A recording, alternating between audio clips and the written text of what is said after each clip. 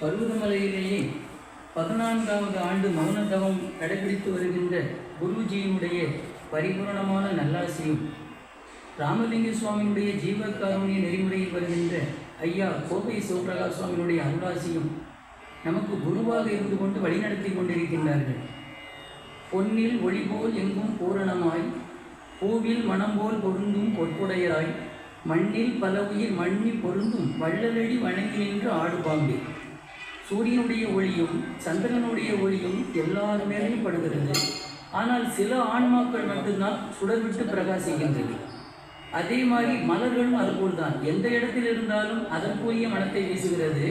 இறைவனுடைய திருவடிகளுக்கும் அது போய் சேரக்கூடிய மலர்கள் சேருகிறது. அதைத்தான் நம்முடைய திருமூலருடைய திருமந்திரத்தில் நமக்கு கூறியிருக்கிறாங்க.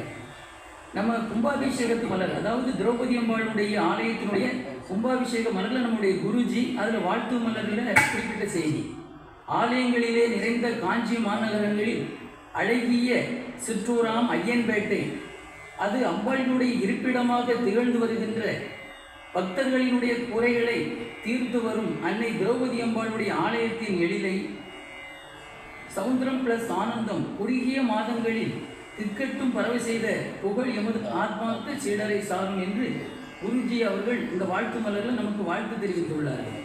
அடுத்தபடியாக கோவை சிவபிரகாஷ் சுவாமியினுடைய திருவடி மகத்துவம், அதாவது ஜீவகாருண்ய நெறிமுறையில் வருகிறவங்களுடைய திருவடி மகத்துவம், இது திருமூலர் திருமந்திரத்தை அழகாக குறிப்பிடுகிறாங்க.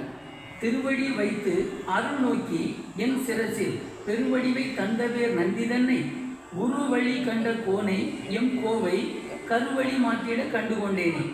அந்த ஜீவகாருண்யத்தின் நெறிமுறையில் வருகின்ற திருவடி மகத்துவத்திலிருந்து அவங்க அருணகிரிநாதருடைய விழாவுக்கு வந்திருந்தாங்க. அப்போ சுவாமி அவர்களை கூப்பிட்டு